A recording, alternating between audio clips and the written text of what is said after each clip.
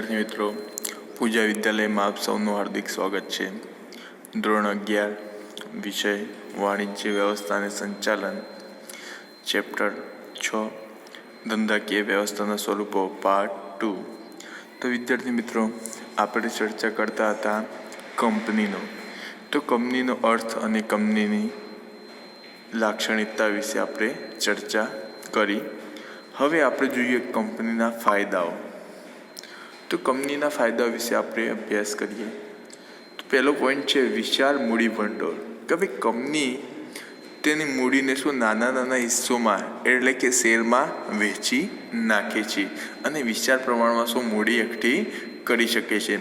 Plus આપણે જોયું કે લાક્ષણિકતા કે ભાઈ શેર દીઠ મત અધિકાર હોવાથી વધુ લોકો શેર ખરીદવા માટે આકર્ષણ રહે છે, રોકાણકારોને આકર્ષણ રહે છે કે ભાઈ વધુમાં વધુ શેર ખરીદે વધુમાં વધુ મતદાન કરી શકે। એ માટે શું રોકાણકારો વધુમાં વધુ શેર ખરીદે છે, એટલે કે શેર ખરીદવાનું આકર્ષણ રહે છે। પરિણામે શું કંપની વિશાળ પ્રમાણમાં શું મૂડી એકઠી કરી શકે છે। બીજું જોઈએ શેરની સરળ ફેરબદલી, કે ભાઈ માન્ય શેર બજારમાં શું શેરની લે વેચ સરળતાથી થઈ શકતી હોવાથી કંપનીનો સભ્ય ગમે ત્યારે ઈચ્છે ત્યારે શેર વેચીને નાણાં મેળવી શકે છે અને ગમે ત્યારે જરૂર પડે તો કોઈ પણ શેર વ્યક્તિ ખરીદી શકે છે। કે ભાઈ ખરીદવો હોય અને ભાવ વધ્યો અને વેચવો હોય તો વેચી પણ શકે છે, બરાબર, કાં તો ખરીદવો હોય તો પણ ખરીદી શકે છે। જો કે આપણે ખાનગી કંપનીમાં શેરની ફેરબદલી ઉપર શું નિયંત્રણ હોય છે। કોઈ પણ ખાનગી કંપની હોય અને એના શેર ખરીદ્યા હોય તો એને વેચવા ઉપર શું નિયંત્રણ હોય છે, પરમિશન લેવી પડે, એટલે કે એમાં નિયંત્રણ હોય છે, પરંતુ જાહેર કંપનીમાં કોઈ નિયંત્રણ હોતું નથી, ગમે ત્યારે શું ખરીદ વેચાણ તમે કરી શકો છો। એના પછી સભ્યની મર્યાદિત જવાબદારી, કે ભાઈ શેરથી મર્યાદિતવાળી જવાબદારીમાં કંપનીના સભ્યોની જવાબદારી શું હોય, તેને ખરીદેલા શેરની મૂળ કિંમત પૂરતી જ મર્યાદિત હોય છે। કે ભાઈ જવાબદારી કેટલી હોય છે, કે ભાઈ શેર જેટલાના ખરીદ્યા છે, મૂળ કિંમતમાં જેટલાના ખરીદ્યા છે એટલી જ એના પૂરતી જ એની જવાબદારી હોય છે। એટલે કે કંપની ફરચામાં જાય કે કંપનીનું વિસર્જન થાય તો તેવા સંજોગોમાં તેમને શેરની મૂળ કિંમત કરતાં વધારાના નાણાં ચૂકવવાના રહેતા નથી। જેટલાના શેર ખરીદ્યા છે એટલા જ નાણાં એમના જતા હોય છે, વધારાનો 1 રૂપિયો પણ જતો નથી। એના પછી ચોથો પોઈન્ટ જોઈએ અલગ વ્યક્તિત્વ અને લાંબુ આયુષ્ય। તો કાયદા દ્વારા કંપનીને શું અલગ સભ્યોથી શું અલગ વ્યક્તિત્વ અને અસ્તિત્વ મળતું હોવાથી કંપનીનું આયુષ્ય શું લાંબુ ભોગવે છે। આપણે જોઈએ કે ભાઈ સહકારી મંડળી, તો સહકારી મંડળીને શું અલગ વ્યક્તિત્વ પ્રાપ્ત થાય છે સભ્યો કરતાં, એટલે કે એ પણ લાંબુ આયુષ્ય ભોગવે છે। એવી રીતે કંપની આપણે જોઈએ કે કંપનીનો શું વ્યક્તિ અને અલગ અસ્તિત્વ પ્રાપ્ત થવાથી કંપનીનું આયુષ્ય કેવું જોવા મળે છે, લાંબુ જોવા મળે છે।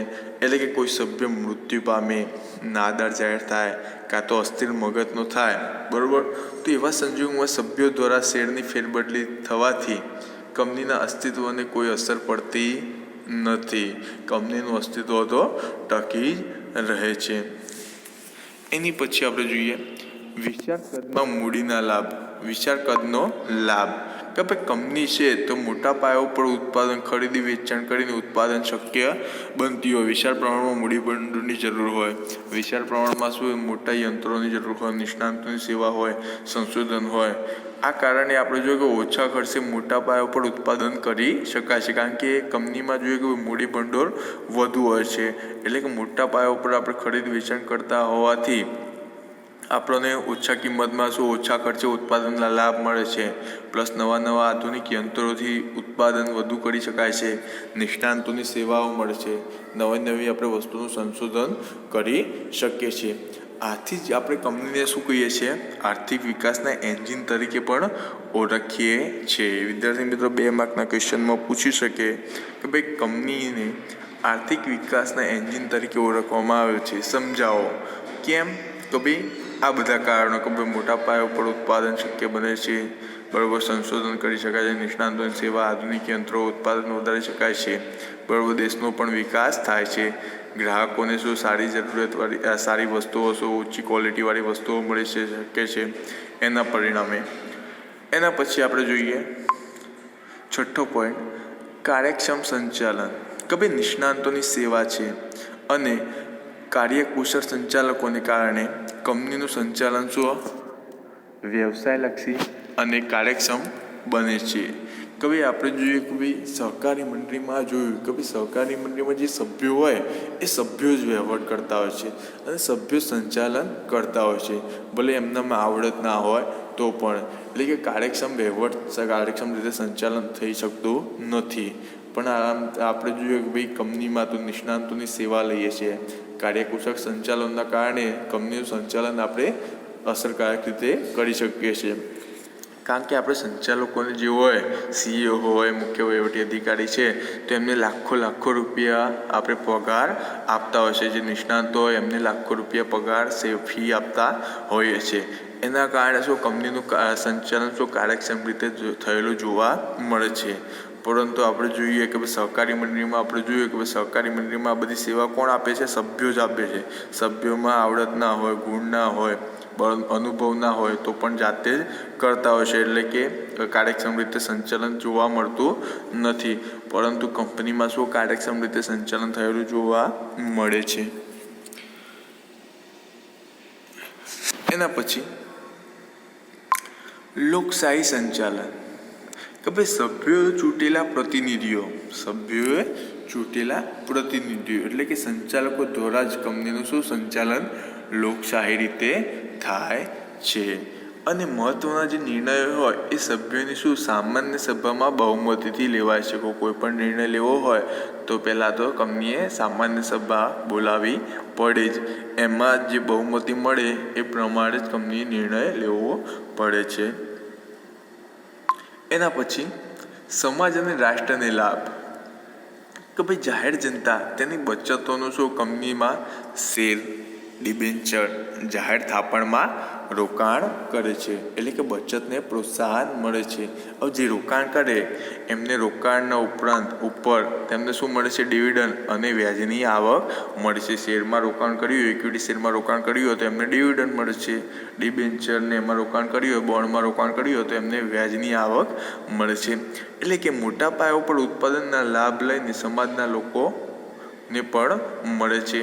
પ્લસ આપણે જોઈએ સમાજના લોકોને રોજગારીની તકો પણ મળે છે. કે ભાઈ કંપની ખોલી તો કામ કોણ કરશે? કર્મચારીઓ, એ પણ સમાજના લોકો જ છે. એટલે રોજગારીની તકો પણ વધશે. એટલે કે કેટલીક કંપનીઓ શું હોય છે કે કોઈ નફો કરતી હોય છે વધુ નફો કરતી હોય તો કોઈ અમુક ટકા હિસ્સો, અમુક ભાગ શું કલા, બગીચા, શાળા, કોલેજો, રમતગમતના મેદાનો વગેરે માટે શું ખર્ચો કરે છે. પ્લસ જે કર્મચારીઓ કામ કરતા હોય છે એમના માટે શું સ્વેચ્છાએ અનેક સુવિધાઓ પણ પૂરી પાડતા હોય છે. કે ભાઈ કેન્ટીનની સુવિધા, એમના બાળકોની ફી, જવા આવવાની સગવડ, કેટલીક બધી સુવિધાઓ પૂરી પાડતા હોય છે. પ્લસ કંપનીઓ કરવેરા દ્વારા એટલે કે ટેક્સ દ્વારા કરોડો રૂપિયા સરકારને ચૂકવે છે, કરોડો રૂપિયા સરકારને આપે છે. એટલે કે આ રકમ દેશના વિકાસ પાછળ વપરાય છે. એના કારણે શું સમાજનું અને રાષ્ટ્રનું કલ્યાણ થાય છે. હવે વિદ્યાર્થી મિત્રો આપણે જોઈએ મર્યાદાઓ. ફાયદા તો જોઈએ, હવે મર્યાદાઓ. એક સિક્કાની બે બાજુ હોય છે. કે ભાઈ ફાયદા હોય તો ક્યાંક મર્યાદાઓ પણ જોવા મળે છે. એટલે કે પહેલી જોઈએ લાંબી અને ખર્ચાળ સ્થાપના વિધિ. કે ભાઈ કંપનીની સ્થાપના વિધિ ખૂબ જ લાંબી છે અને ખર્ચાળ પણ છે અને જટિલ પણ છે. જ્યારે આપણે જોઈએ કે વ્યક્તિક માલિકી હોય, ભાગીદારી પેઢી હોય કે સહકારી મંડળી હોય કે ભાઈ હિન્દુ વિભક્ત કુટુંબ હોય તેની સ્થાપના વિધિ ખૂબ જ સરળ જોવા મળતી હતી, બરાબર. પરંતુ એમની સરખામણી કંપનીની સ્થાપના વિધિ કેવી છે? લાંબી છે, જટિલ છે અને ખર્ચાળ પણ છે. એટલે કે કંપનીએ તેનું નોંધણીનું પ્રમાણપત્ર મેળવવા માટે આવેદનપત્ર, નિયમનપત્ર જેવા દસ્તાવેજો તૈયાર કરવા પડે છે. અને આ બંને દસ્તાવેજો તૈયાર કરી અને કંપનીના રજિસ્ટર સમક્ષ રજૂ કરવા પડે છે. એટલે કે આ બંને તૈયાર કરવા માટે આવેદનપત્ર અને નિયમનપત્ર તૈયાર કરવા માટે આપણે નિષ્ણાંતોની સેવા પણ લેતા હોઈએ છીએ. નિષ્ણાંતો તો એવા નથી, ફ્રીમાં તો સેવા આપવાના નથી. એટલે કે નિષ્ણાંતો જે સેવા આપે છે એમના બદલામાં આપણે શું એમને ફી ચૂકવે છે. ઉપરાંત કંપનીની રજિસ્ટ્રારને શું નોંધણી માટેની ફી ચૂકવવી પડે છે. એટલે કે આપણે જો કંપનીની સ્થાપના વિધિ કેવી છે, લાંબી છે અને ખર્ચાળ સ્થાપના વિધિ થાય છે.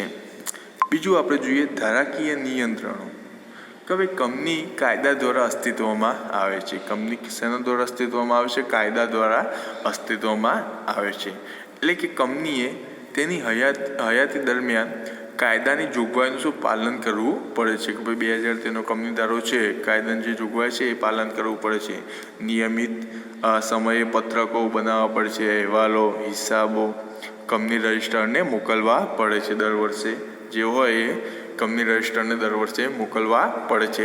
પ્લસ જે સેબી છે કે ભાઈ SEBI security and exchange board of India એની જે જોગવાઈઓ છે એનું પણ પાલન કરવું પડે છે. ફૂલ ફોર્મ વિદ્યાર્થી મિત્રો યાદ રાખજો, SEBI security and exchange board of India એની જે જોગવાઈ હોય એનું પણ પાલન કરવું પડે છે.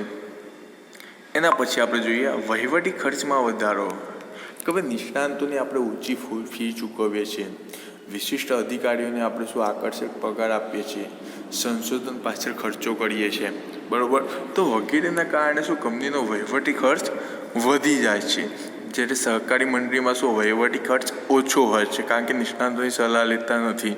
સંચાલકો પોતાની માનસ સેવા આપે છે.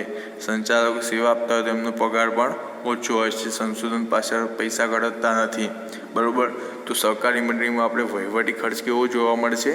ઓછો જોવા મળશે, બરાબર. જ્યારે કંપનીમાં નિષ્ણાંતોને ઊંચી ફી ચૂકવીએ છીએ, વિશિષ્ટ અધિકારીઓ હોય તો એમનો પગાર ચૂકવીએ છીએ, બરાબર. સંશોધન પાછળ ખર્ચો કરીએ છીએ, તો કંપનીનો જે વહીવટી ખર્ચ કેવો હોય છે? વધુ જોવા મળે છે. એના પછી આપણે જોઈએ આપખુદશાહી વહીવટ. કે ભાઈ સભ્યોને કાયદા દ્વારા શું ઘણા બધા હકો આપવામાં આવે છે, બરાબર. છતાં તેઓ કંપનીઓ માત્ર નામની જ સત્તા ભોગવે છે. કે ભાઈ સભ્યોને શું કાયદા દ્વારા બહુ બધા હકો આપવામાં આવ્યા હોય છે, પરંતુ કંપનીમાં શું માત્ર નામની જ સત્તા ભોગવે છે. એટલે કે શેર હોલ્ડરો અમુક એવા હોય કે ભાઈ શેર દીઠ મતાધિકાર હોવાથી કેટલાક વ્યક્તિઓ શું જૂથ રચીને સંચાલન ઉપર કાબૂ રાખે છે. કે ભાઈ ગ્રુપ બનાવી દે છે અને 50-60% શેર પોતાના હિસાબમાં લઈ લે. કે 50% શેર થતા હોય ઉપર થતા હોય તેવા વ્યક્તિઓ ગ્રુપ રચી અને શું કે ભાઈ સંચાલન ઉપર કાબૂ રાખે છે. એટલે કે પોતાની ઈચ્છા મુજબ શું અમલ થવા દે છે.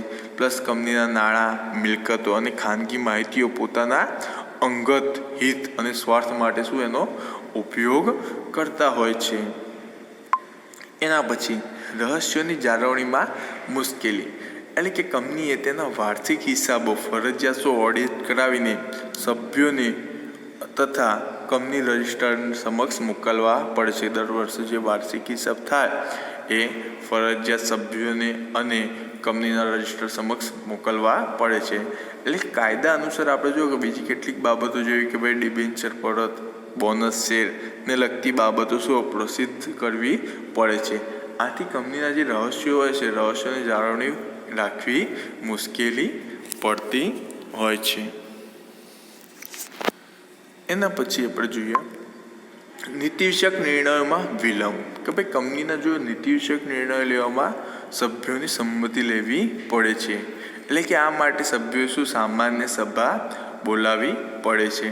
એટલે કે સામાન્ય સભા બોલાવતા પહેલાં સભ્યોને શું નિશ્ચિત દિવસ પહેલાં સભાની નોટિસ મોકલવામાં આવે છે. કે ભાઈ 15 દિવસ પહેલાં નોટિસ મોકલવામાં આવે કે ભાઈ આ તારીખે સભાનું આયોજન કરેલું છે. પછી જ એમાં ઠરાવ પસાર થાય પછી જ નિર્ણય લઈ શકાશે. એટલે કે આ બધા માટે શું સમયનો વ્યય થતો હોવાથી નિર્ણય લેવામાં શું વિલંબ થયેલો જોવા મળે છે. જલ્દી નિર્ણય લઈ શકાતો નથી.